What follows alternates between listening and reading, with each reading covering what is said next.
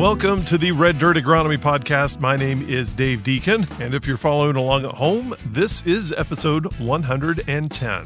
Well, technically it's season 1, episode 10, but we put them together and make 110. Now, if you would, go ahead and take a second to hit the subscribe button on your streaming service, so that way you'll always be the first to know whenever the Red Dirt Agronomy Podcast drop. As usual, we're coming to you from Dr. Jason Warren's research lab on the agronomy farm at Oklahoma State University, and in this episode, we're talking all things Oklahoma wheat, including the 2022 crop and what to expect with the potential of increasing drought in the area, what insects to watch for, and what variety works best in your area. All of that with Oklahoma State University Extension small grain specialist, Dr. Amanda Silva. You will be able to find all the resources on our website, reddirtagronomy.com. Now let's start with a quick trip around the table so you know who is whom. Now the guy behind door number 1 is a Cancer. He likes long walks on beaches and high-yielding wheat following an enriched strip. It's like sorghum. Why is sorghum so low limiting? Because you put it in crap ground and you put corn in the good ground. That is Oklahoma State University Extension Precision Nutrient Management Specialist, Dr. Brian Ernell. Now behind door number 2 is a guy who spends a lot of time on Highway 412 between Stillwater and the Oklahoma Panhandle. He was voted by his high school as most likely to doppelgang for Matthew McConaughey. Well, I mean, it was kind of a small school. And he's known far and wide for his research into Oklahoma soils. I don't even know why I'm talking. Because, I mean, like, I'm so bad at growing wheat. Brian should be talking. I'm so bad at growing wheat, it's not even funny. Those are the golden tones of Oklahoma State University Extension Soil and Water Conservation Management Specialist, Dr. Jason Warren. And finally, behind door number 3 is a guy who once rescued a family of ducks that fell into a storm drain. He rewired his Nintendo 64 in college to create a farming simulator and can leap any soybean plant in a single bound, especially the newly emerged ones. Of course, we're talking about Oklahoma State University Extension Cropping System Specialist. You said last year that if you grew wheat, it was basically going to be a failure across the state. So I guess the question we have to ask is, on your ground, are you going to grow? All right, so it is going to be a great wheat year across the state. Dr. Josh Lofton. If you'd like to ask the group a question, then jump over to reddirtagronomy.com and leave a question there, or send an email directly to podcast@reddirtagronomy.com, and we will discuss your question on the next podcast. Let's start out with advice for producers who are dealing with a few insects that they may not be used to this time of year, with an update as of July 17th, 2022, with Dr. Josh Lofton. You are listening to the Red Dirt Agronomy Podcast. Yeah, I mean, blister beetles is just one of the things that are starting to be an issue. We're seeing just pockets of them. I mean, that's the big thing with pockets. We're also seeing bigger pockets of Japanese beetle also showing up in like soybean fields and stuff like that. So it's one of those things that now is the time that you need to scout, and then to be quite honest, you got to make the decision on the crop and your application on a lot of these. The application is relatively cheap per se, but you're still, a lot of people are at that threshold that they're going to need a rain in the next 7 to 10 days, and it does not look like that's too promising. So you got to really start making that evaluation, because it's not one of those things with things like a whole group of Japanese beetle or a good chunk of blister beetle that you can just wait and see if we can make that application. It's time to make the application to save the crop, or you just say that the crop is too far gone, the heat and the drought are going to get it, and so I need to do something. The biggest thing is we've seen blister beetles and things that we don't normally see blister beetles in. Brian's had some in corn. One of the crops they're really not supposed to go in, really only, I talked to Tom about that, and he said really only when they're desperate that they'd go into. But they had a perfectly good soybean around. So I mean, it's just, folks that are looking to roll up corn or roll up milo, make sure that we have a good lookout on things. Also, they're going to be in alfalfa and stuff like that. So if you have enough alfalfa to make some cuttings, you just make sure you don't have any blister beetles before you hay that out. What product would you run for blister beetle? And is there I'm assuming there's a layback to when you can swath it, because I'd be thinking about that thing too. Because if you got blister beetles in now, they're defoliating. Yeah. You're losing hay value if you're going to roll it up. Yep. But what's that layout time from spray to? So what products are you running for blister beetles? Really, just any pyrethroid's going to work. The question then becomes what pyrethroid is going to depend on your harvesting interval for a hay crop. And just check the label, because I'm not entirely sure if that's from haying or if that's to feeding. I'm pretty sure they have grazing restrictions, so that would probably be to feeding. So if you are going to lay it out in the field for 7 days and then it's going to bale up or something like that, you might have that, to where you can cut relatively soon after. But just check the labels and stuff like that. That's the most important thing. The biggest issue that I think is building right now is that if you start looking at grasshopper numbers, they're getting pretty substantially high. And all we're going to need is a new lay, and a new group of new brood of grasshoppers coming out, and then we're going to start to have some issues, and that's where things get a little trickier, because you have to get grasshoppers really early, because things like loris band we don't have on the docket anymore, and that's what we used to go out and get these very, very tough things like 2 and 3 molt grasshoppers. Loris band would be able to go get you, but that's not an option anymore. So we have to make sure to get grasshoppers really, really early, because once again, pyrethroids will work if they're very small nymphs, and that'll just be something you can go after. But once they've molted a couple times and they're bigger grasshoppers, which is where most people will see them, I don't trust the efficacy of just pyrethroid out there on big grasshoppers. The big thing is that on these hot and dry years, the grasshoppers always seem to be an issue the last 2 weeks in July. And if you don't know, we usually have this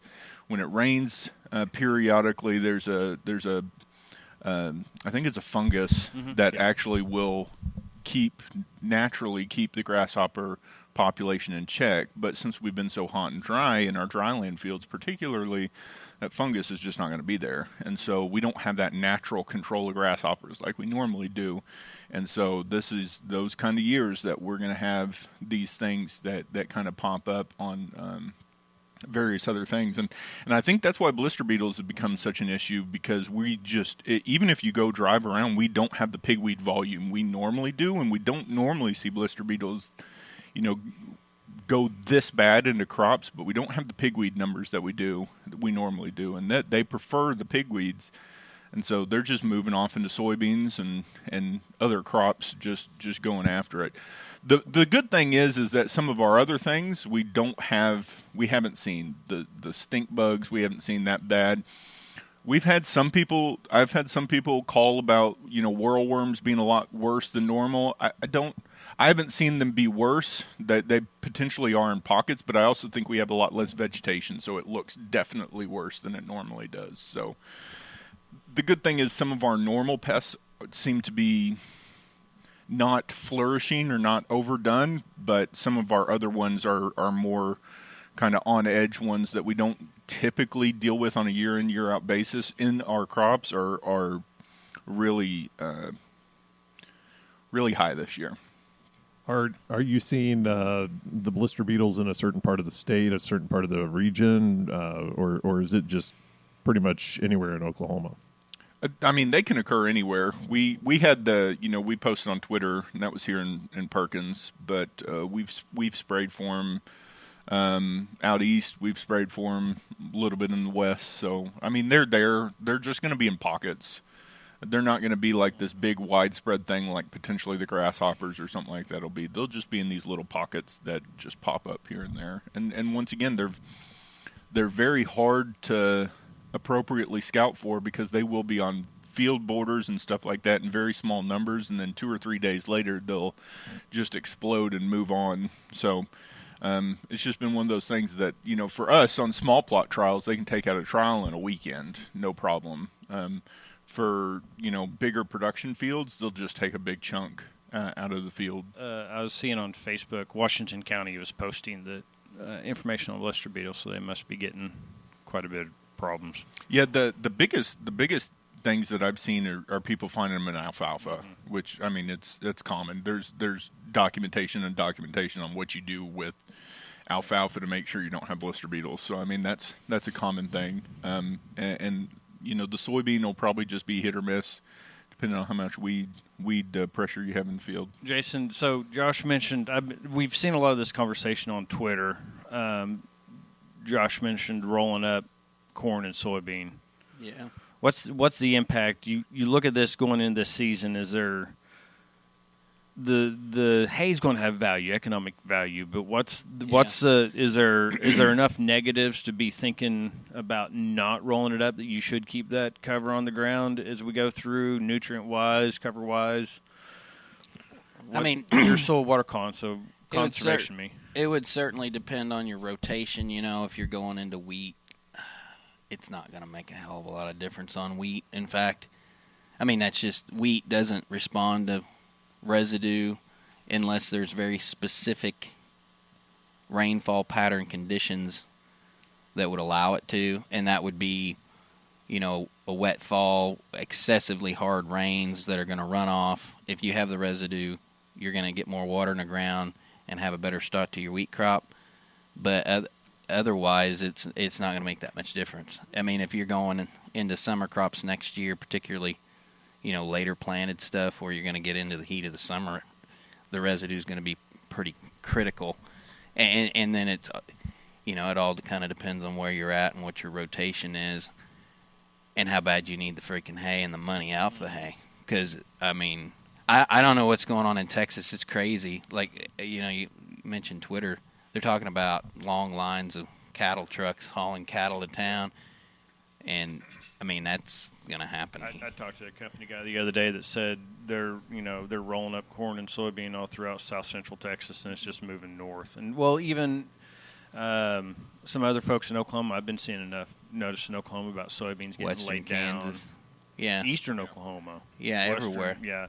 So Rendell's up in Ottawa County, talking to them the other day. You know, we go through and I drove up to Miami last weekend. Corn is 7 foot, 8 foot tall. It looked amazing. And I asked Zach, how's everything looking? It's like, well, the edges look good. Yeah. You get in there, there's no ear, so we have massive biomass. Mm-hmm. Yeah. But they've got no ear. There's a lot of corn like that. Yeah. There are a lot of dryland corn down here. And like you say, you look from the road, oh, yeah, it's like, oh, happy. Yeah. And then you get up on a high spot on the road and you look out over the field and it's all brown. Yeah, the toast. The big thing is, you know, we've gotten a lot of questions about nitrate toxicity and how you manage hay and stuff like that with nitrates, and you know that also changes your dynamic on what residue is going to be left in the field with how much stock you have to leave and that kind of thing. So because with corn, you know, with milo and like forage sorghum and sorghum sudan and stuff, if you got a potential high nitrate issue, you can cut a little high to get less of that high concentrated nitrate in the stalk down, because that's where a lot of it is, right? But on this corn that's burnt up, I mean, is it going to have a lot of high nitrates in that stalk, particularly once it's tried to make the grain, whether it's made the grain or not? I think it was Karen Jones that tested some corn that went high, and so they're going to leave it in the field to graze it. So while corn's not what we expect to test high in nitrate, it's one of the last things with the conditions we have.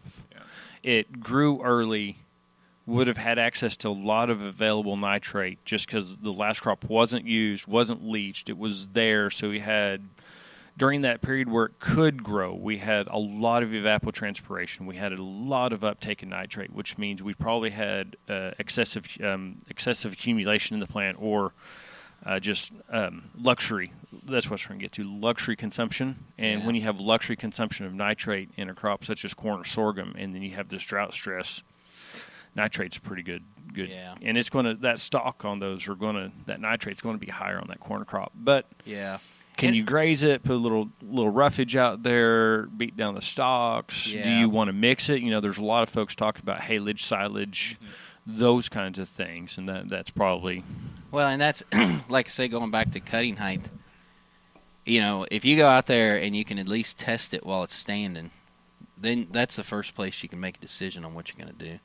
And if it's high at the bottom of the plant, you know, you can cut a little high. And the benefit of that, you know, you ask about the detriment of taking this biomass, and you're always worrying about the ground cover. Well, ground cover is good, and if you take it all off, you know, you can have potential problems, particularly if you're growing a summer crop the next year.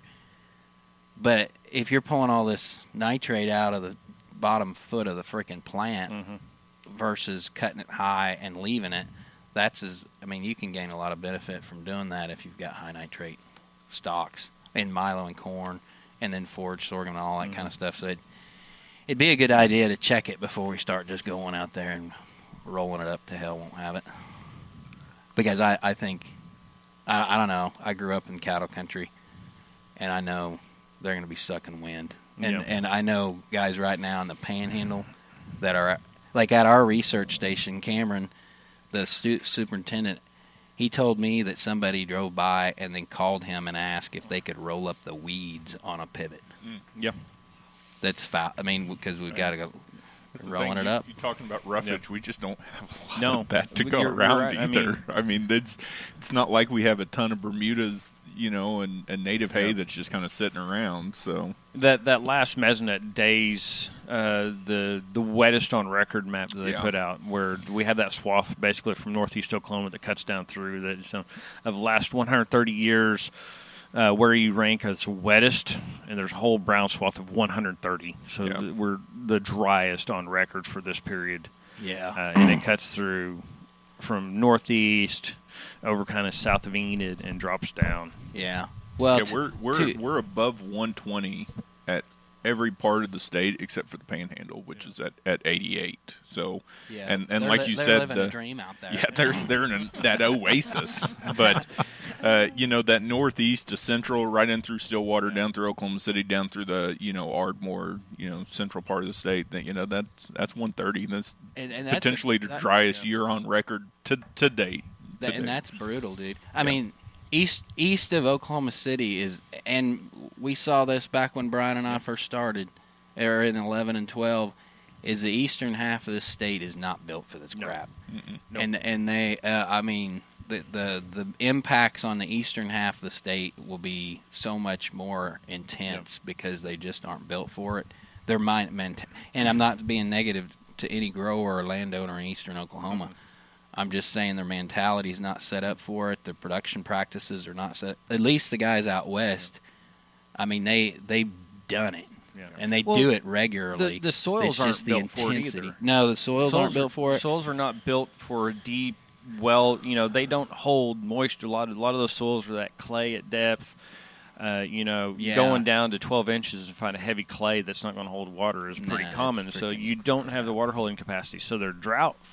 They go dry so much quicker than out west, which typically and they've been longer without rain than a lot of places out west. It's brutal. Yeah, maybe. Yeah, we should probably talk wheat. Yeah, we should talk wheat. I'm listening. But it's just like the cattle deal and the forage deal. I don't know. It's not good. Well, and I mean, it's not. I think a lot of it, we'll bring in Amanda to this conversation. A lot of it's going to depend on how much wheat pasture we can actually get in this year. And, we're not but a couple weeks, 6 weeks or so from. We're going to start planting really wheat. need to start looking at wheat. So what are we looking at from a wheat perspective? Well, we already didn't get much forage last year. Yeah. So hopefully we'll be planting by mid-September. It depends if you're graze out a little earlier than that. Well, Labor Day's right around the corner. It's time. It seems like, I just finished harvesting. Not ready for that conversation yet. So I guess let's just take a trip down memory lane. How was the 2022 wheat crop overall across Oklahoma? Should we introduce our new guest, Dave? I think we ought to do like the name that guest. Oh, name that guest. Yeah. Okay. You're right. Okay. We need to introduce. Well, put the Brian. Can you provide us a little game show song? As everybody can see at the bottom of the screen, it says right there. Yeah. This is Dr. Amanda Silva, the small grain specialist here at Oklahoma State University, and Amanda, you've been with OSU 3 years, 3 years. Okay, so this is your I guess second crop officially. Yeah, will be the fourth Okay. planting Okay. season. Okay. Yeah. Okay. Yeah. And has this the most challenging? The toughest. Yeah. Yes. Yeah. The one going in we're about to do right now. Yeah, in the year that we just went through also, it was really, really difficult, and actually analyzing all the data from this year was one of the hardest. So variable, and really I was just trying to save everything that we did. Look at the Panhandle, didn't get any rain, so producers didn't get any rain since planting. But we're able to get good data from there. We lost a trial in Southwest because we didn't have good stands there, a lot of variability. The drought was so much that when we thought about harvesting it, it was all taken over by the weeds. And yeah, it was really tough year. But some producers were able to harvest some, and the wheat prices really helped. It seems like every year it's something. Yeah. And last couple of years it's been freezes, and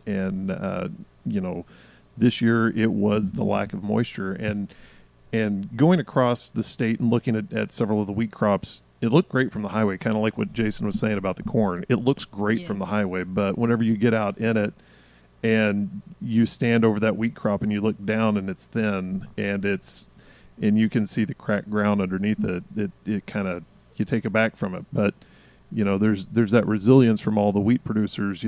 Next year we're going to do it. So I don't want you to handicap the next wheat crop, but there's a lot not in the favor of the next year crop. Yeah, there's a lot going on, not only here, but also in the world. Exactly. And which brings a lot of stresses.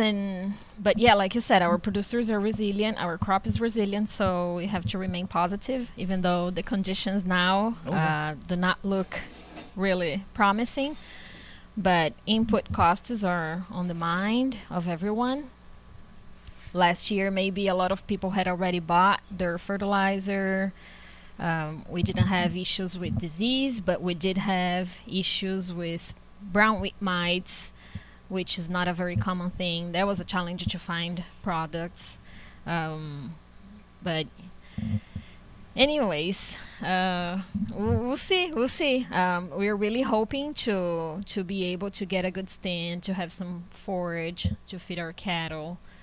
But we'll have to play by ear like that. Well, and so many. I mean, that's one of the advantages of a wheat program like OSU. There's always a variety that works in a part of a state that is able to stand up to many of the conditions. And this year, the producers are really going to have to study their wheat varieties and study the data that you gleaned from the last crop to help make that decision for what variety do I put in the ground? What battle do I want to go against? Is it the potential for a fungus, or which I don't know that we'll have that problem this year, but or what do I want to attack, and what can I manage while I'm managing this crop? Exactly, yeah, and it's a great advantage that they have with the information that we develop, that we plant trials throughout the state and give that information. It's all available on our website,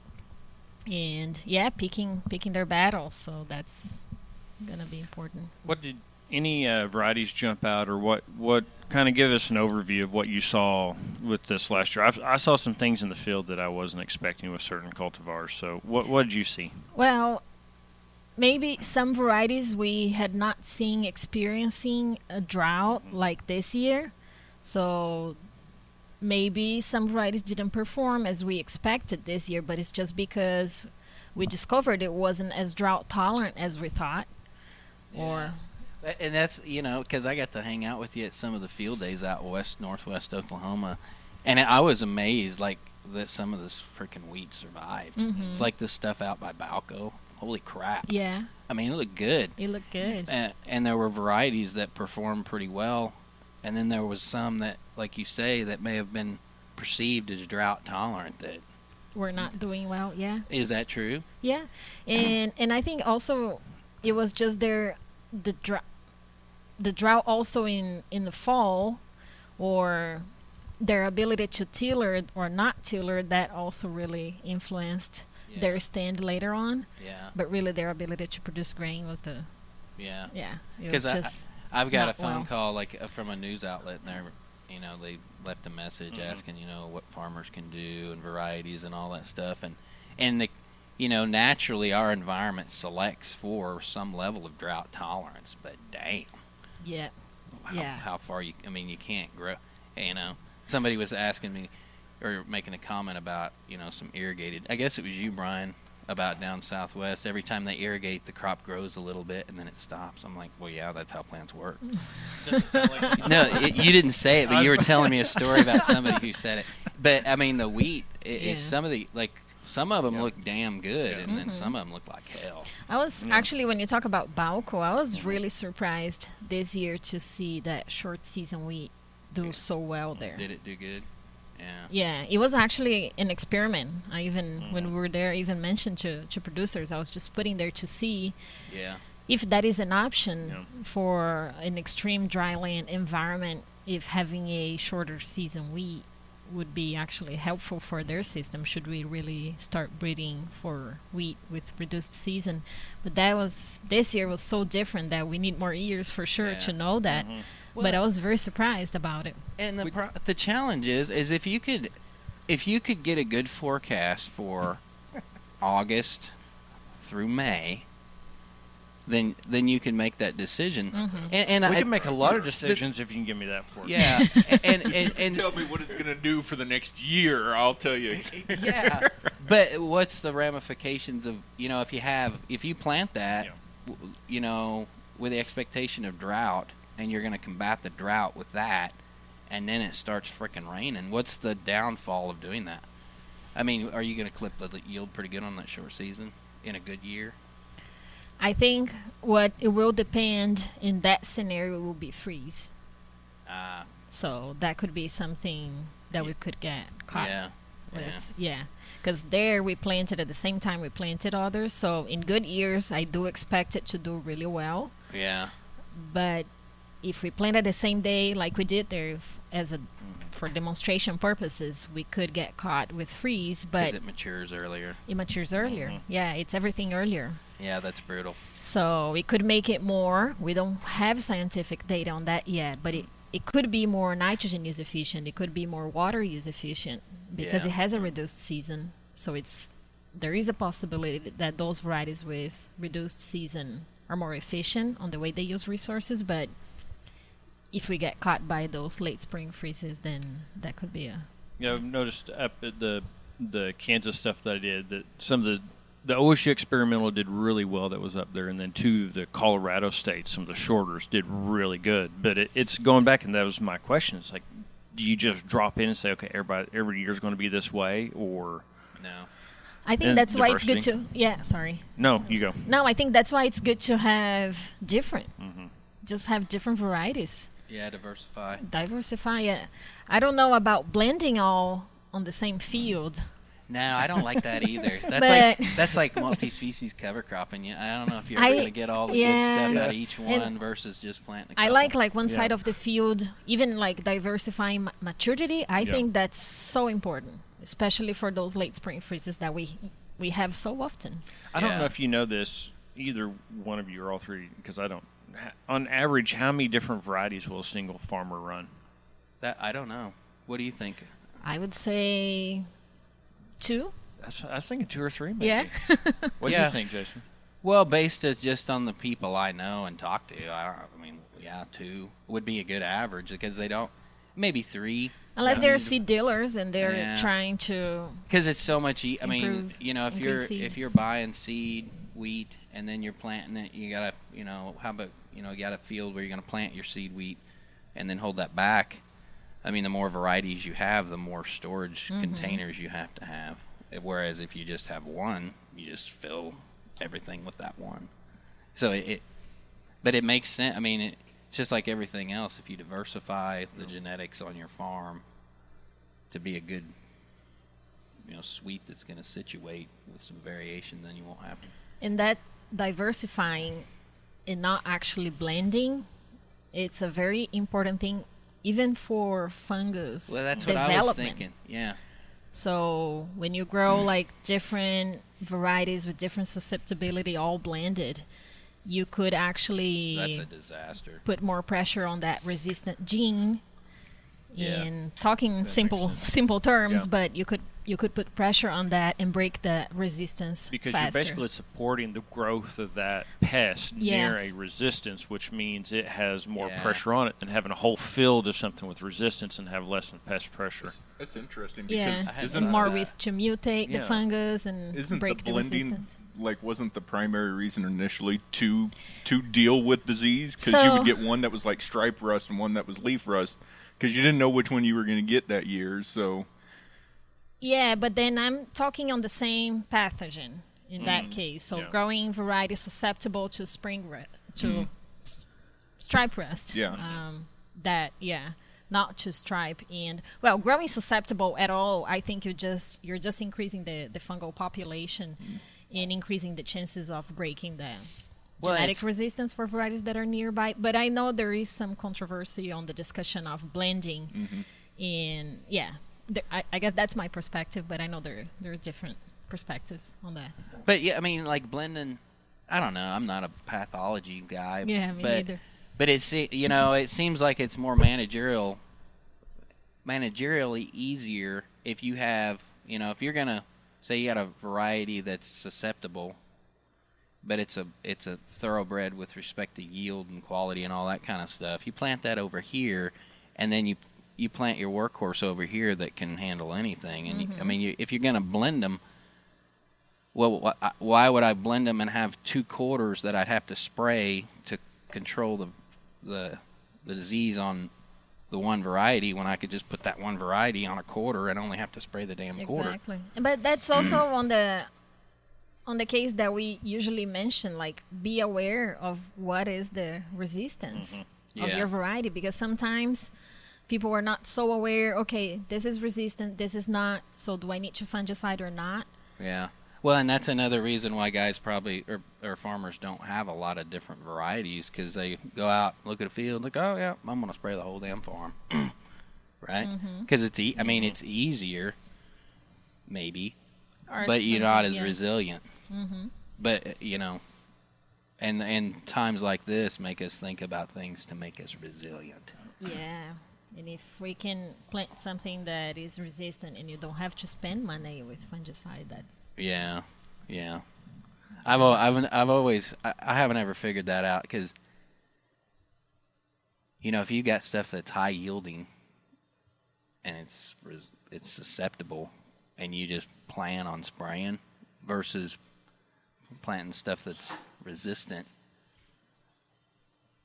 I don't know. but not as high. I'm not even. I don't even know why I'm talking. Because I'm so bad at growing wheat. Brian should be talking. I'm so bad at growing wheat. It's not even funny. No, but actually, they did that with sorghum. There was a lot of Yeah. folks, especially the further north you got in Oklahoma, particularly once you got into Kansas, with the sugarcane aphid. They said literally it is more economical to grow KS 585, which was extremely susceptible, Nice hybrid.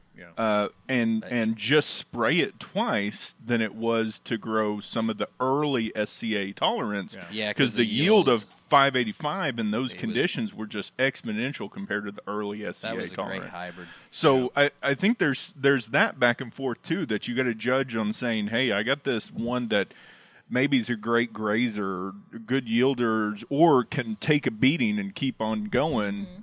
I know I'm going to have to spray for stripe rust, and I'm okay with that. But it gets me all of my other things Yeah. that I have. So it's I one of guess those that's the way things to that look at it's good to always take into account that these things aren't in a vacuum. We can't just say, well, we're gonna have stripe rust resistance, but then give up that, oh, it's a horrible grazer, because Yeah. I'm in a dual purpose system. So but the good thing is that we do have a lot of materials out there for producers to select. Like, I think at our trials at La Homa this year, we planted, I can't remember, maybe 55 varieties, 50 something. It's a lot. It's a lot of options, which actually it's difficult when you have too many things to choose you just don't choose anything. You just Yeah. keep with what you have. So if you're talking to a producer, how do you walk through that? Okay, here's a list of 55 varieties, and it's set down time with Amanda, and you've got to walk through. What's some of the first things you start doing in that conversation? So the main thing is that there is not like a right or wrong variety, because like you're saying, like Josh was saying, it depends how they want to manage, what they are willing to manage. So I guess the steps on the conversation would be what production system you are. Are you in dual purpose? Are you in a grain only? And within that, something that they really need to be looking at are the ability of varieties to recover from grazing, because we've seen cases that varieties produce a lot of fall forage in our trials, but they are not good grazer, and that means they cannot recover from that canopy removal. And that's even if you stop the harvest prior to hollow stem, they just don't grow back the biomass. Just don't have the gas on the tank, something like that, to kind of build up back the canopy. Yeah. And so that's, to me, especially here in Oklahoma, that wheat is heavily used as a dual purpose. I think that's the main thing that they need to be looking at, and the data we provide helps.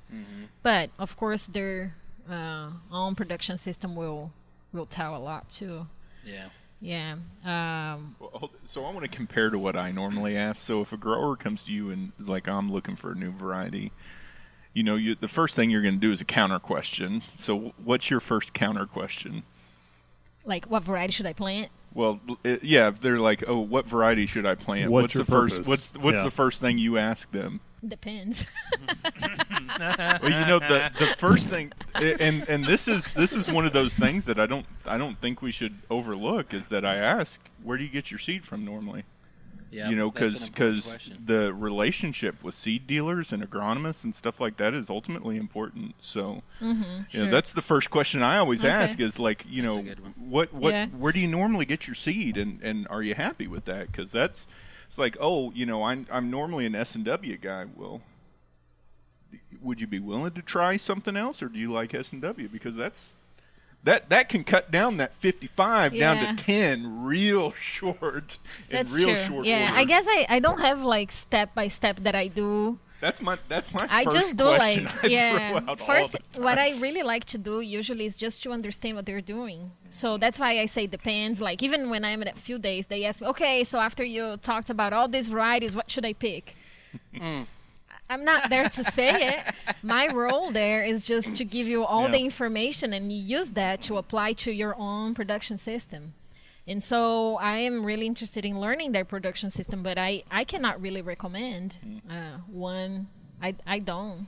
But that never stopped me No. from asking. No. Every year, I would always ask the small grain specialists, Jeff Edwards, David Marburger, you.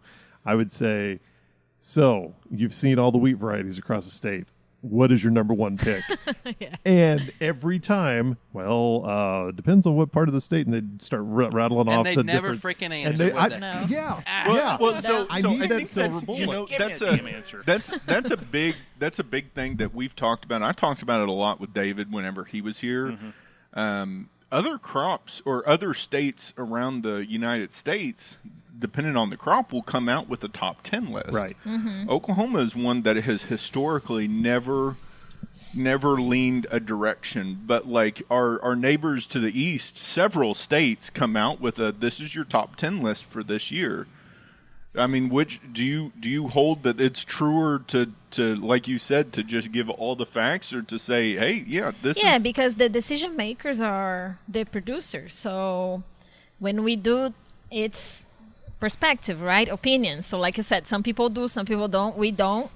And I agree not doing it. I've been asked, and I don't think I should do it, because it will depend on a lot of factors. And so when you pull up those top varieties, top in yield, but there are a lot of factors that we should include. And we know it varies. It varies in the state, and it will vary on the production system, and it will vary on the way producers wants to manage it. So really, the decision who should be picking the top yielding or the top varieties, performing varieties, are the producers on their field for their reality. So Yeah. Do the purple people eaters do that? They do? Do they? Wow. So I was thinking just won't- because I we're so won't throw- diverse, right? I would hate to do a top 10 list and have to include I don't know if they do Altus top and Ottawa 10. County. I mean, Yeah, if we look at exactly. Miami Yeah. and Hobart, I don't Well, know if they I- do top 10, Okay. but they do something best peaks or something, Oh. if I'm not mistaken. Yeah. I think they do. Well, I think they've done that in wheat, but I don't know if they do that. Like, I don't think they do that in grain sorghum. But like soybean and corn, to the folks 2 states over, they definitely do that. Yeah. And back when I was at LSU, we didn't do it either. But there are some growers that would prefer, and all I'll say is the Mississippi State. There are some of our growers that, when I was back in Louisiana, would prefer us to say, okay, I don't want to sift through 14 locations. Just tell me the top yielding ones, and I'll make a decision from your top 10. As opposed to, I'm going to try to sift through everything, and that was, and so we had some Mississippi State farmers come to our information. We had some Louisiana farmers go to Mississippi State because it's just what they personal what they preference wanted. of learning. Well, you rank them by. I mean, you rank them in the location by yield, don't you, when you present them in and the- that's what I say. So here is all the information, and It's easy. The top one. At this we rank location. them within a year. We give 2-year, 3-year average. Which I like that 2 and 3 year average. I Right? like seeing that multi-year average from the varieties. That helps me when I'm looking at site selection. Yeah, on so they can cultivars. look at it, and then in our case, they can look at yield side by side with protein. Yeah. They can look at yield in a standard management practice, in an intensive management practice. So they can really use that to study and decide what they want to give or take. Yeah. And we do- I think You do. Are you still doing the like northwest, southwest, northeast, where you do the quadrants? Because at one time we did quadrant averages where you Yeah. threw some variety this trials year, together. I didn't, just because to do that, You in need a- more locations. we need more locations in the region, but more Yeah. than that, you need to make sure you have all varieties Yeah. planted in all locations within a region. 55. Yeah. So then if not, you're like taking out some of the varieties and you're ending up with a list of 10 that were on all same locations, and Nope. it could And be some a of the little companies won't put them in all. distorted. Is that the deal? Is like some of the companies won't put them. No, it's they'll, just they'll cherry space. pick where they want them, right? Well, like Space. Chick Shane and Enid or Chick Oh, Shane space. Lahoma You are just don't have different enough than space for 'em. The way the program works, we have locations that we call regional. So those are the locations that variety companies enter varieties. Yeah. But then we planted a lot more, which we call county trials. In those, we get a little bit of everything and put in those county trials. So they're usually smaller. Yeah. So instead of 50, now they are down to 25, maybe 30 varieties. So we cannot have everything there, but we usually do have varieties that are adapted to those regions. So what they're doing now, the companies, since last year, they are actually ranking their varieties for me. When they enter, they rank by region. So what is that? Because some companies will have, 7 varieties that they enter. We cannot have that all in all trials. So then I want to know what is their preference for panhandle. Do they really want in the panhandle? Yeah. Do they want it southwest? And then so they rank it, and then that's how we assign that's a good way the to do it. varieties. Now to go back to your pick by county, state, whatever.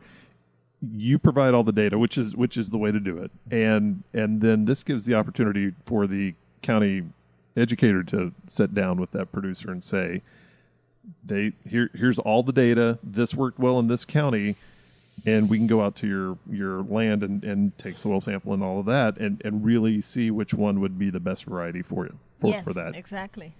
Your job is to provide the data, and then they make the decision. Yes. Yep. Well put. Hey, look at that. 2 for 2. Well, and I will say, one thing that I've told county educators and growers that we've talked about on this is that sometimes your closest location is not your best location. That's sometimes a lot of people get hung up that I'm 10 miles away from this or I'm 20 miles away from this, but this one that's 50 miles away is actually probably a more a better pick at comparing to my soils, to my rotation, to my et cetera, X, Y, and Z. So that's another thing to keep an eye on. So it's not just, oh, this county did really well. It's like, oh, okay, you're dry land that's behind corn, that's in, really sandy soils. It's not this one. It's, actually this one that's pretty far away. Yeah. In this year, I guess I have a question for you, Brian, on... Oh, here we go. No, I was just thinking because, well, we did this year and we are going to continue doing it because there is some interest in our producers on seeing varieties performance under a more intensified management. We know this year we didn't have any disease. It was not the best year to maybe intensify that much, especially with fungicide, of course, no point. But we still see some response from the intensive management, let's say Lahoma, where we had just an additional 40, 50 pounds of nitrogen. So what did you see? What did you think on the nitrogen this year? So this year, and I was going to bring that up too. So I saw some really odd things this year, and we have a lot of intensified nitrogen work this year. We had a lot of work looking at timing. We did the Gallagher and Greenhammer, comparing those two at multiple timings. Had some other stuff, but at least 3 locations, and I've got this diagnostic report pulled up. Anywhere I had a heavy dose of pre-plant nitrogen, and especially if I added sulfur, I almost guaranteed confirmed Fusarium wilton bipolar spot blotch. So by putting more than 30 pounds pre-plant, I induced root rots. Oh, wow. And Fusarium wilt. Where I didn't have it, it was by plot. So by plot, anything that had a heavy pre-plant nitrogen sulfur had those diseases. Right next to it, 4 foot away, disease-free. Just flat out. And I picked that up at Kansas, so up at Caldwell, and I also picked it up in Stillwater, and I picked it up down south at Chickasha. So statewide, I had that same issue with disease. What we saw this year, looking back at the Gallagher Greenhammer stuff, where we can compare timing and intensity of nitrogen, we looked at those 2 cultivars applied in one of 3. So we have a pre-plant nitrogen, we have an early spring nitrogen, and we have a late spring nitrogen. And basically looking at the combination of all 3, either 1, 2, or those 3 timings. And then we have what we call the enrich, which was an unlimited nitrogen applied either early spring, or late spring. The early spring application of the high end beat everything.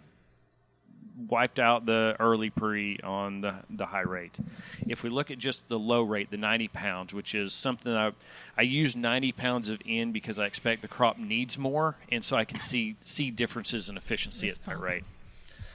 The 90 pre across all locations, across all cultivars, basically set the bottom quartile. It was one of the worst treatments we had in the system. It was the 90 pre, and then the 90 in late March. Okay. The 90 in late March was effectively because it never rained it in, right? Yeah. The 90 early spring was one of the best. Basically, of all locations, no plot that received pre-plant nitrogen, period, ranked in the top quarter.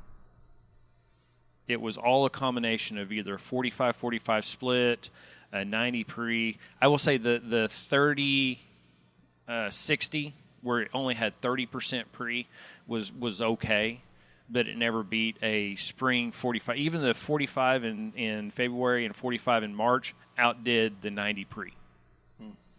And so my intensification is intensifying those applications off of pre-plant. Moving off of pre-plant, doing multiple applications. We may not need multiple in-season applications. Last year we didn't, but then again, last year our yields are, significant. We're cutting 40s and 60 bushels where I want to be 60 and 90 bushel.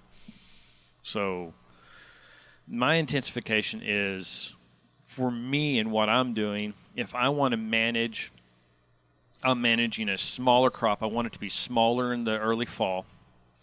I'm putting on my nitrogen. If I want 100 bushel wheat, my first shot goes down in January. I'm putting on some nitrogen in January. I'm probably coming in with a fungicide. If there's soil moisture, I'm coming in with a cheap fungicide at jointing. Maybe that's my first shot of green up. I'm going to do a green up nitrogen. Might have a fungicide shot at jointing. Might put a little nitrogen in it on it. And then if everything goes well, I'm going to top it off at hollow stem with a big dose, and then I'm going to hit another fungicide at flagleaf. Okay, good. And that's been, even in the drought year, minus the really late nitrogen, that's been the most successful intensification. I'm looking at nutrients. I'm looking at biologicals. I'm looking at sulfur, manganese, copper, chloride. I'm looking at all that stuff. And Sugar. looked at sugar. Algae. Huh? Algae. Microalgae. Microalgae, not big algae. Regular Microalgae. algae. You gotta have Microalgae doesn't work. microalgae, huh? So yeah, we had, Macroalgae's not good. I don't know. Because that's This what is- I've been using. That's your problem. Damn it. Well, so you might have answered this, and Dave can cut it out if you did. But It's Should staying anyways. so I know you've done that, to where you're moving away from the pre in grain. Are you doing that in dual purpose, or what from what you've learned on this delayed nitrogen? Can you adapt any of it to dual purpose, or are you going to have to do whole new trials for dual No. purpose? So we've got dual purpose work, and thanks for keying that up. So we do have the dual purpose work, and the dual purpose work says if I'm going to have a crappy dual purpose year, just put it up front. Meaning if I'm not going to have a whole lot of growth and I want to have poor hay production, putting on that 90 pounds up front is just fine. But if I'm going to have a year of a lot of growth where I have good grazing, it benefits me to split it up and put a decent shot up front, but come in late fall, early spring, depending on the growth pattern, juice it up again. And that increased both production and quality going through that early spring. Because if we're going to, and I'll go back to it, it's all about soils and it's all about the weather, right, Jason? So a bad forage production year is typically a lack of rain. Yeah. A good forage production year is a presence of rain. Ah. Presence of rain creates losses of nitrogen. So simple. So simple. When was the last time we had a good forage year on wheat? This year had moments Moments and spots. and spots. Maybe. We had probably some of the better wheat forage this year in areas. Like 19. Yeah, I was thinking a couple of years ago there was good forage. Maybe 19, yeah. Yeah. I think when I 19 started, was because the since last then really good forage Yeah. year. You ruined it, Amanda. I did.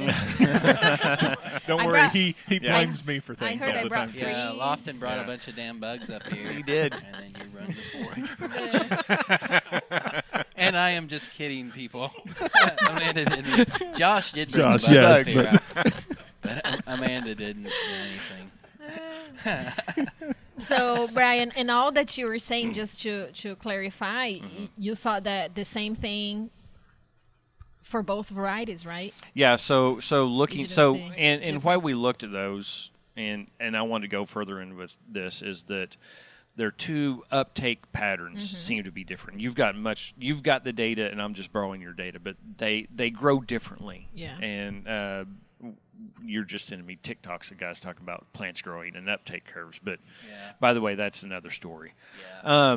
But their uptake curves were different enough to justify looking into seeing since the two crops have different uptake patterns, should we fertilize differently? And the answer was this year is that even the Gallagher responded identically to the green. Gallagher whooped Green Hammer's tail end and all my stuff this year. It was really good yielding at all my locations, but the patterns were the same. We looked at across site and crazy, and you guys know if we do statistics and we look at is location significant and site year significant and variety significant. And this year, location and variety was not significant. They both responded the same way and had the same response pattern at two different Across all locations. Yeah. Yeah. So, which two things, I guess, that at least what I noticed in our trials, and I think it seems like you did in yours, applying nitrogen this year was a good decision, Yeah. even in very dry year like this, being short on nitrogen, although prices and everything. But I think it was a good management practice to do. And when you say the different patterns on the varieties, that study that we have together on Gallagher, Green Hammer, Double Stop, and IBUB. So basically, what we are seeing on their differences in uptake patterns is on partitioning. So maybe like Green Hammer is a very good variety for keeping up with both yield and protein. And so basically we're interested in seeing how is it using. So when you look at the season, we may not see differences in total nitrogen uptake when you compare it with other varieties, although you're still collecting data and analyzing it. But it seems like varieties that have higher protein, they're able to remain photosynthetically active until later in the season. So greater stay green, greater accumulation of nitrogen in the vegetative parts, so stems and leaves, and so they can use that to remobilize it to the grain later in the season if that nitrogen is not all available in the soil. But so it's all that's intriguing to me, because you said that, and I've been hoping we can get to that point on the research, is that the totals don't look different on your total uptake. So that means that the Green Hammer is the Green Hammer Tax is a little bit slower. It could be using it differently. Yeah. But still, that observation, I don't know if you remember, but it was from last year. Yeah. We weren't keeping up with the growth stages as accurately as we should. So we were harvesting on a calendar date and not on a growth stage date. But there is a chance for that, and basically what it's showing, if that holds true for when we combine ears, when we look at more ears, is that some varieties, they may have nitrogen, let's say, in the stem, but they're not as efficient in remobilizing it to the grain. Let's say Green Hammer, I think it was actually in the leaves, if I remember. It had it in the stem too. But sometimes even like the total won't change, but then that partitioning, the ability to partition to remobilize that nitrogen will change. But no, now that you're saying it may be for comparing Green Hammer and Gallagher specifically, maybe their totals changed. I just cannot remember from top of my head now. Well, this seems like a pretty good place to take a quick break, and that's all the research leading up to this year. Now we're going to maybe take a look at what to plant, what the options, what the forecast. Jason's got his crystal ball over there that he's looking into to see what the weather patterns are going to be while we make our decisions for the 2023 wheat crop. He's bringing up the data right now. We'll discuss that coming up. You are listening to the Red Dirt Agronomy Podcast. While the doctors take a quick break, I wanted to remind you that the websites related to what Dr. Amanda Silva talked about are actually linked from our website, reddirtagronomy.com. If you have a question for the group, send them to us from our website, or you can send us an email directly, podcast@reddirtagronomy.com, or drop a tweet. Our handle is reddirtag on the Twitter sphere. Now let's jump back into the podcast, since Jason has looked deeply into his crystal ball and checked all of the weather charts and should have a pretty good idea or guess of what producers should expect for this year's wheat crop when it comes to moisture chances. You are listening to the Red Dirt Agronomy Podcast. And as promised, we have the weather outlook by Dr. Jason Warren. He's compiled the data. He's decided where and when it will rain, when to plant, when the wheat will actually grow across Oklahoma. He has that level of knowledge, Jason. Where and when will it rain? Yeah, I don't think it's going to rain that much. Okay. Until, or at least through September. I think we're going to dust a lot of wheat in. Yeah. And over the last 30 days, it's very dry all over. Yeah.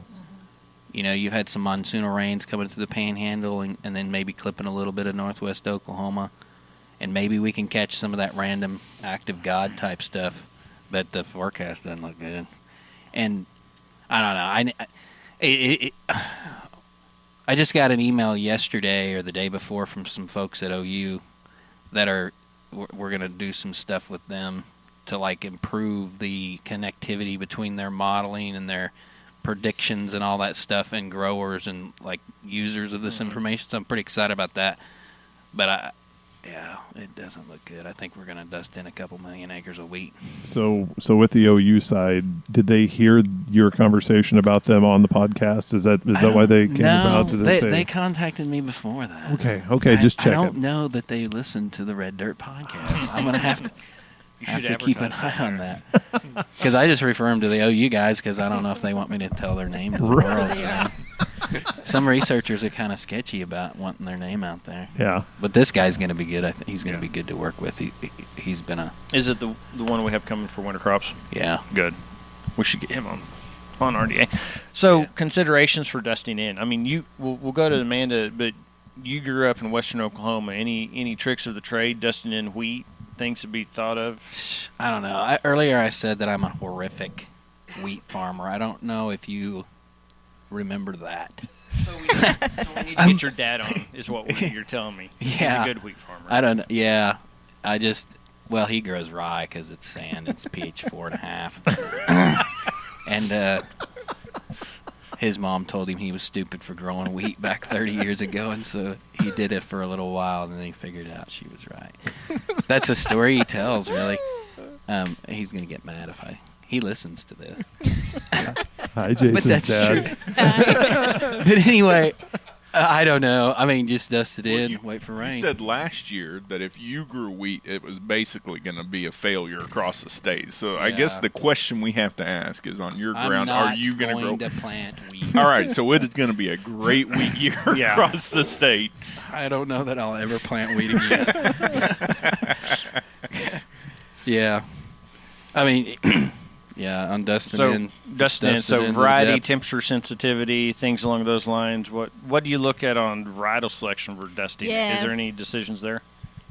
Well, there is on the very early planting that some varieties are sensitive to germinating in hot soils. Dusting in, that is on a producer's field by field cases kind of decision. So some people were comfortable with just dusting it in, planting it shallower than usual, and instead of waiting for a rain and planting on Yeah. kind of optimal conditions. If they're dusting in, yes, there is some issues. I would say to not go too shallow. That could be a problem, especially later in the fall if you go too shallow on that. But I understand we did that a lot last year. Yeah. Because we don't, I mean, I haven't really poked around any of the, and I guess I need to go look. But in our continuous cultivated wheat ground, I mean, we don't have any moisture in that most places, right? Mm-hmm. I mean, there's no way to get to moisture right now. No way. No way, unless you're going to plant a foot deep. That's my fear Yeah. with the Yeah. with Get the some weather- listers, yeah, man. listers. That's my fear with the forecast, the way it's looking, is that if I'm looking at early forage and I'm going to go as soon as possible and dust it in, try to get it up, we better have continued rain after it comes up. Otherwise, it's going to come up and die because Yes. there's nothing down below to connect to. Yeah. Right? Yeah, And and that's a problem, because sometimes we go there, we want to get it early, very early, and then you just get that little bit of moisture. The seeds germinate, Yeah. but then you don't have enough moisture to sustain that seedling development. Yeah. We may have some areas where they've kept it clean, like up around Alva, Buffalo. I mean, I know they're drier than hell, but where they've got fallow ground, I mean, a month ago they caught some rain if they got it in the ground, but it probably got sucked down in the middle of the earth. Yeah. As far as the moisture moving into the profile, but we didn't have those. Wheat cropping systems it's a fascinating deal, and I'm sure things have changed over time. But a lot of what you get in that system, from a moisture standpoint, downstate where it's continuous, is it the rain that you get during harvest is the profile moisture that you carry You're through gonna the use summer. it later. Then you get enough rain in the fall to germinate it, and hopefully everything gets connected. Then you grow the wheat. Yeah. And harvest went pretty damn fast Yes. because it did not rain, Yes. and it hasn't rained since in most part of the state. So We cut all of our fields in 11 days. All of your stuff? Yeah. All over the state? Yeah. God. Tyler put that together. He's another rolling day. heavy, Yeah. keeping the highway and it was hot. 11 days. Yeah. I mean, we started cutting one location, then we got rain. Yeah. After ground was dry, yeah, it was nonstop. That's quick. Mm-hmm. But Just for perspective, I mean, you've got plots how far out into the Panhandle? yeah, we do. So we have one at Hooker. Is Hooker the far? Yeah. Well, we used to have one at Keys, but now we have Yeah. one at Sure. Hooker, and it's a regional trial at Hooker, so it's big. Yeah. We have maybe And- 50 varieties in there, and then one at Balco. Yeah. And then how far east? Oh, the Eastern eastern Oklahoma, part Alabama? that goes used to be there, somewhere there, but we have one at Okmulgee now. Yeah. So intensive management plots there. And all along the And edges. then Walters and Yeah. So you're all over. it's all over the state, yeah. Yeah, that's a lot of highway. So this, knowing what we know right now, and the possibility of dusting in plots or dusting in wheat, what should producers be kind of walking through their mind right now, watching, like buying the seed or making those decisions for the seed? What should they be thinking about? Well, especially if they're wanting to go early, just be careful, I would say, with volunteer wheat. We have seen issues with that, and because those can host the wheat chromide and transmit virus to varieties or virus diseases later on, like wheat streak mosaic virus. And I would be looking at planting varieties with seed treatment. And yeah, it's difficult because you dust it in and you never know what's going to happen. And some cases that I've seen, plants die and they have to replant, but they want to try to get in there early. I don't know if we need to rush too much this year. So I was actually out in the Texas Panhandle yesterday, and I was talking with a producer, a cotton producer, and he was telling me that his 2021 crop he planted of wheat never came up. Mm-hmm. The seeds were still in the field, and then he went along and planted cotton on top of it, and he's had since he's been irrigating the cotton, he's had both crops come up. So now he's kind of in a position like, well, what am I going to do? What do they call that, Josh? Disaster. Oh, yeah. I thought it was some sort of intercropping, but- intercropping. You got to be more positive, Josh. We've got on. names for all this stuff. It could be a I think I'd disaster. call that a disaster. Come on. It's called multi-species cropping. Intercropping system. Intercropping. Yeah. Ooh, The timing's just a little off. Your timing. Growing doesn't wheat work. in the And the wheat's summer not is the gonna- new thing, Josh. Because the cotton canopy keeps the wheat cool like it's in the winter, Sure. and it does fine. especially in the 106 degree weather. Yeah. It under the canopy, it's what, 62? No, Yeah, it's the evaporative Instead of power of 106, water. It's evaporates and 102, cools it so down it'll be to fine. Well, cools and it down actually at that night. makes me think, growing wheat in the summer, of course not. But we did planted some wheat up here in the station here in Stillwater in March, in comparing varieties from Australia, spring wheats. How'd that turn out? It actually turned out really well. Really? Yeah. So we planted some winter wheat from us, from OSU, that have a weak vernalization requirement, so they don't need much of a accumulation of cold days to transition, right, from vegetative to reproductive stage. And some that do, like OK Corral does have a higher vernalization requirement. Mm-hmm. So what you can see is the difference in of course in yields, but in number of heads produced. But of course the spring wheat did much better than planting a winter wheat so late. But we planted some varieties from Spain in November that also turned out really well comparing. And we are comparing with the materials that we have here in the U.S. and Yeah. So yeah. the Spain, that's a winter type? So that's the thing, we I don't thought really it's- know. Oh, okay. So we don't know what they're not full spring, but they may not be a full winter wheat. So it's what we call facultative wheat. And so we planted in November because we didn't have enough seed, so they're coming from abroad, and it requires some cycles for us to increase. But yeah, so we don't really know what they are exactly as when we talk about it. What are those physiologically? What do those the Spain types look like? Are they upright? Are they tall, short? What? They were interesting. Like they have this very bulky head, like very thick head. Have like a wax in their, I don't know, this bluish color, like very, it wasn't a drought, well, it could be a drought stress, but I don't think it was. It was just a characteristic of some of the varieties. But other than that, I would say head size, number of grains per head seemed to be higher than the materials that we were comparing with from the US. And yeah, maybe didn't tiller as much, but produced bigger heads and more grains. So that'll lead me a little bit, because you had a guest here on campus in November that your professor from your doctoral program, right? Or you worked with him during your doctoral program, talking about the yield gap, or where the next yield jump could come from. Could you kind of give a little synopsis of what he shared in November? Because that was so fat. You don't remember? Well, I guess the conversation was, is it going to come from more tillers more spikelets per spike? Yeah, okay. Got it.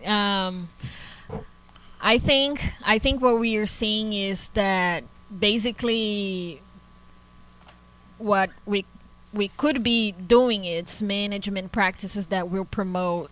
So basically what we have seen in the literature in our data is that yield can come from two yield components, right? So it's going to be grain weight or grain number per unit area, which then translates back to grain numbers per spike, per head.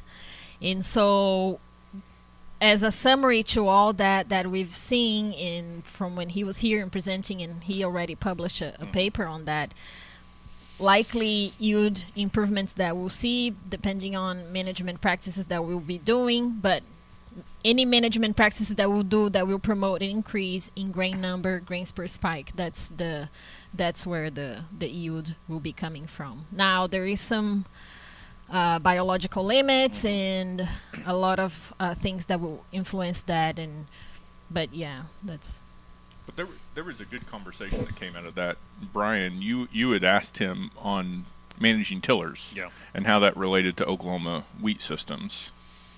Do you remember? Yeah. So the primer was in I'm trying to explain in my own head why some of the delayed nitrogen work has turned out the way it has, and so my only theory was partially tiller management, partially or crop management size, and then tiller management is that we're not producing the tillers to lose the tillers, because we're not in an environment that's conducive to having a ton of tillers. And in fact, and I can't wait to get Wade here in August, because I'm one hand when they talk tiller management on the East Coast, it's not making more tillers, it's actually managing for the right number of tillers, which is often less tillers, and so it's not pushing that. And so I'm going to tell you, Virginia and the East Coast is a slightly better environment than Central Oklahoma, Jason. You've been there. Yes, it's a much better environment for growing crops.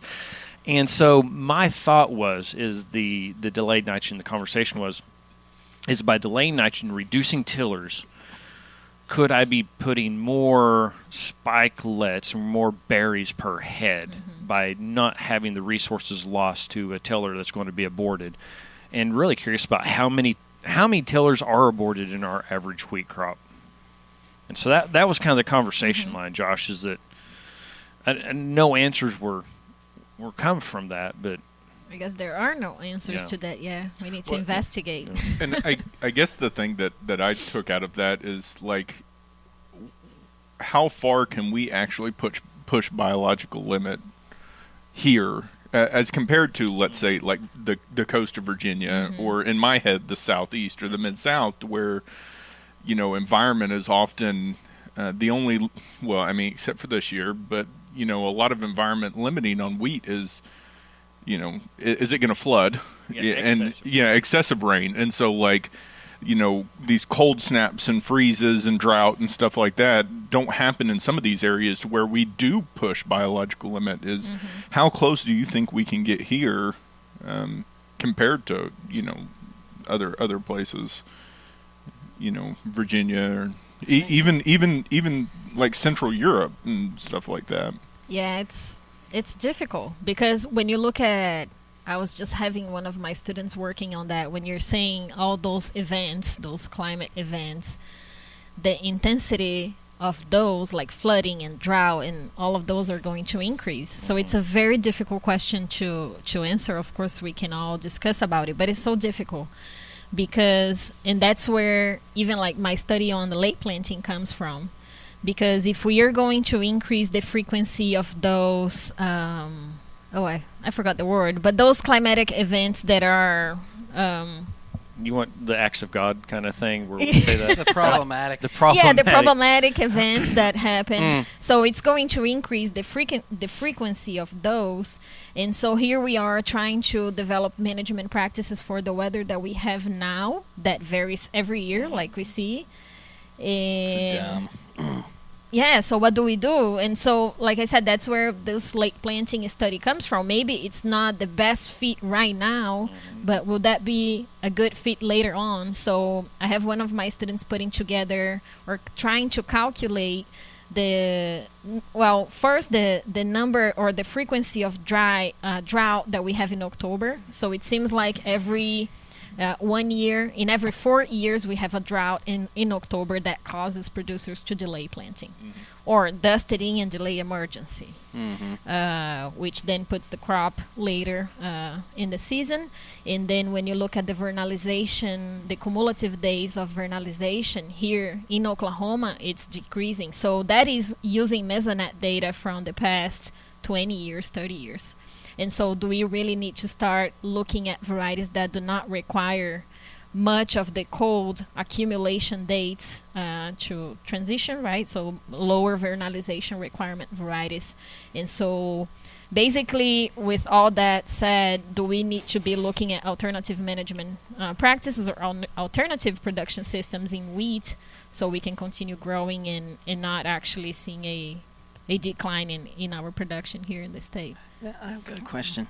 So you just said the number of vernalization days is decreasing. Is that because of the temperature in the winter or the lateness of planting? That's the temperature in the winter. So it indicates that our winters are getting warmer. And that was, I believe, the calculation he did was in December. So that is, I think, December or January, something like that. It was really on the winter when we are really looking for those cumulative vernalization dates to use that. Yeah. So that is my master's student who is working on that How study. many of our cultivars need a significant amount of? So here in Oklahoma, varieties that are developed here, they don't really need many weeks. So we can have varieties that may need 2-3 weeks of those temperatures below 50 Fahrenheit. Some varieties, especially the ones that come from northern part, may need up to 6 weeks. So it varies. Varieties do different than that, and that is with that study that we put here, looking at different winter wheat. So like Corral does need more than, let's say, Butler's Gold. So Butler's Gold will be okay. That Butler's Gold is a short season, so we'll be okay maybe with 2 weeks of vernalization, while Corral will need more. I had one question. I want to back up to the yield gap thing. Have you seen a number like on the physiological limit of yield of wheat? Not like we're environmentally limited here. We have good years and bad, but if you had everything perfect from planting to harvest for hard red winter wheat, what's a top end yield that is physiological possible? Is there data on that? Corn, used to say, back when I was in college, it's 300 bushel corn. That's a limitation. Oh, I should know but now, that. You got I think guys there is popping some data on that. But what it? I mean, do you? And then now, Because I can speculate, but I think there's some data on that. This is nothing but speculation. This Yeah. group. So I think you're We're fine with speculators. we do a lot of that. I don't know. I mean, here. Numbers sometimes. Say numbers. 1, 2. Yeah. I just wonder. You know what I mean? Yeah. Because like I say with corn, that was always the fun one to ask an agronomist about the physiological, and they said, some would say, well, based on the number of photons coming to Earth in this location, the best you could do is 300 bushel. Well, I've grown 300 bushel. Of course, I was out with photons are not limiting, but. You go to Iowa or somewhere, and they're like popping 500-600 bushel on the yield contests and all that stuff. They're limited on photons, and they're limited on the photons. But I just wonder. I've never heard that number on wheat. Yeah. I mean, I know Brian. He makes up numbers like 100 bushel wheat. That's where I'm going with. Yeah, this and that's what I would make. He needs to. I'm just messing with you, don't Brian. Make up my data. I'm gonna read. I don't know. But I've used your combine, and my 40 bushel wheat comes out of your yield monitor the same as your 100 bushel. Again, it's 40 bushel. I think I grew you some wheat this year that was over 40 bushel. Yeah. I just need to have you do it. I'll put out whatever treatments I want. That's probably what and we then need you to do. just plant it and love it and put your special sauce on it, and then we'll all have good wheat. But anyway, I just wondered. Moving on. And maybe that's something that we can try to look at with the project. Yeah. But just I mean, knowing the hard red winter, Amanda, can you throw out a number just theoretically what you think that if you could grow in a growth chamber, what could it be? I don't know. I don't know. Am I going to be too crazy here? I don't know. Yeah. Because, I mean, on the softs, you would think 180 genetic potential greater than that. Yeah. But I don't know if is there something about the soft that just makes it so much higher potential, or is it I guess my question, maybe you can answer this. So we have soft wheats. We know soft wheats typically have higher yields, blah, blah, blah, this, and hard wheats. Is it because of the genetics and the way the plants grow, or because we grow hard red winter wheats in really crappy ground and we grow soft wheats where there's better environment? It could be. It's like sorghum. Why is sorghum so low limiting? Because you put it in crap ground and you put corn in the good ground. The environmental limitations also kind of come with the cult. I think it's a combination of both. Okay. Yeah. But we do mistreat more our hard red winter. And you have like almost a feedback cycle, right? Because you breed in this environment, so then your top end potential is based on this environment because you breed for stress. Balco. You breed for Balco. You don't breed for Manchester, in the middle of the Midwest. You breed for this, so your top end potentially goes down to increase your flexibility. Yeah. So.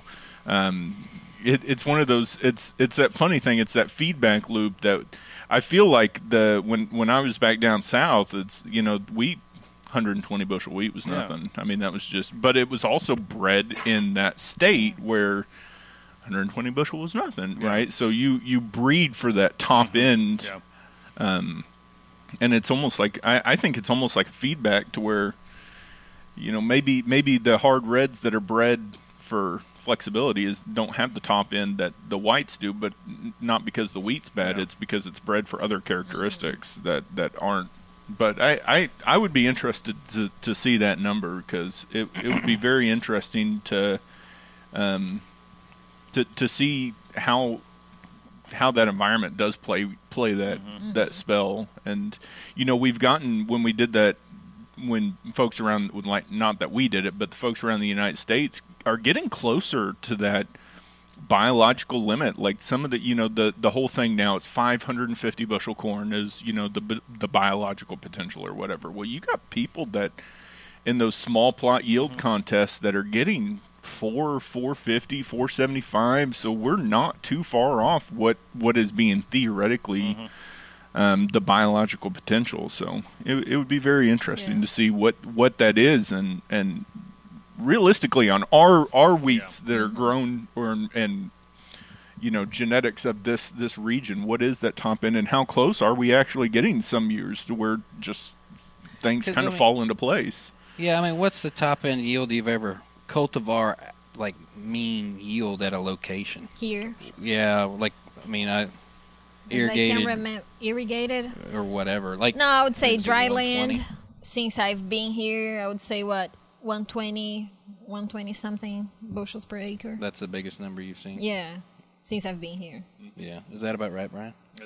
I would say at least visiting with people, I've heard those numbers. I can't say I've run a combine through. It's so fun to 120 talk hard red, about but top it's- end high yeah. yields in a drought.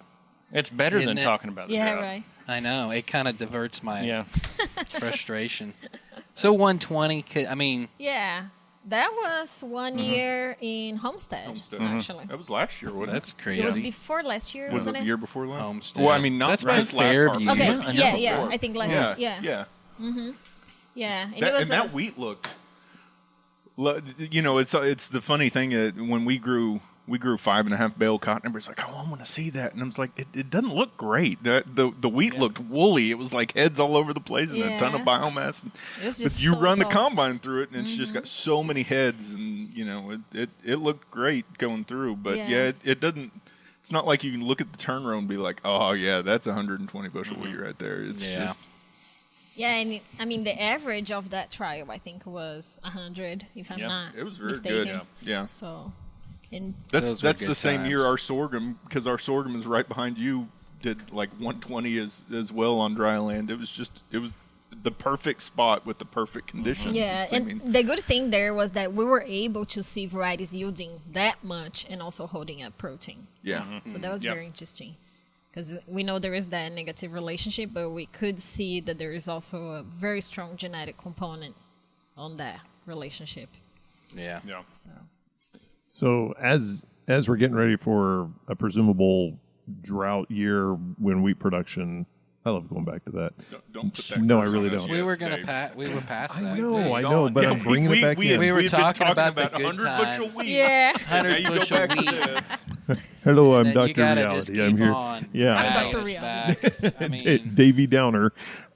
So, what kind of pressures usually come with a drought? Aside from the heat and lack of water, but you don't really see a rust drought or a rust influx in a drought year. What pressures are there outside of heat and lack of water? Okay, so very much like we saw this year. So we'll see increases in population of pests that we had not seen in a long time, which was the brown wheat mites. We won't see rusts because they do need some moisture, some dew, something to develop. So if it continues to be dry like this, it's very likely that we will not have problems with that.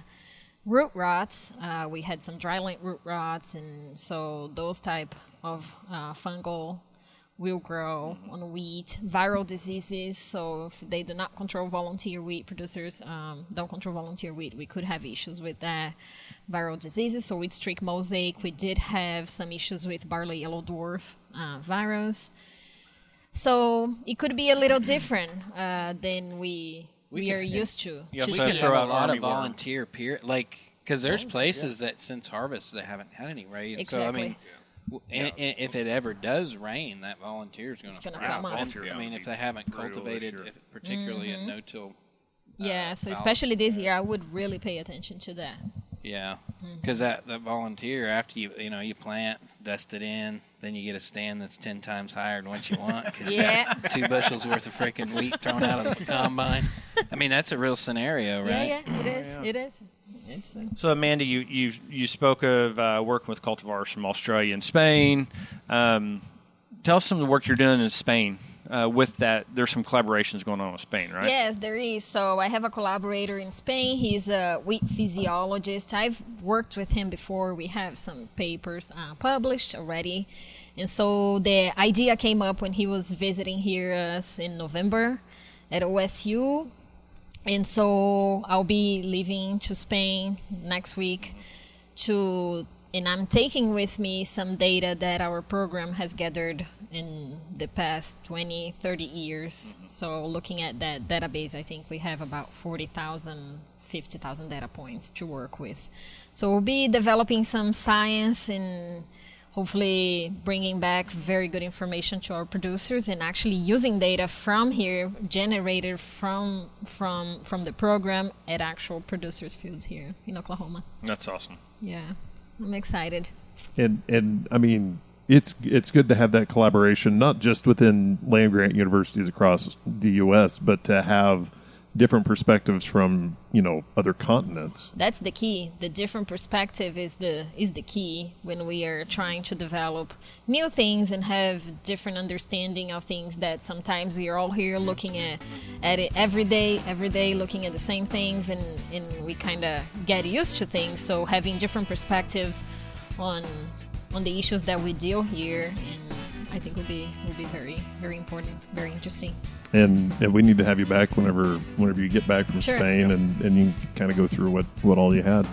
Yes, for sure. That doesn't just say drought all the time. And thank you for listening in on this conversation of the Red Dirt Agronomy Podcast. And if you'd like to join in on the next conversation, send us an email, podcast@reddirtagronomy.com, or send us a tweet. Our handle is RedDirtAg. We would like to thank Dr. Amanda Silva for joining us on the podcast today. And to find out more about her or any of our guests, along with any of the resources that we talked about today or on the podcast, visit reddirtagronomy.com. There you will find the show notes, and you can listen to past episodes too. For Dr. Josh Lofton, Dr. Jason Warren, and Dr. Brian Ernell, I am Dave Deacon, and we would like to thank you for listening. The proceeding is a copyrighted recording of Agnow Media, LLC, 2022. And yes, all rights are reserved.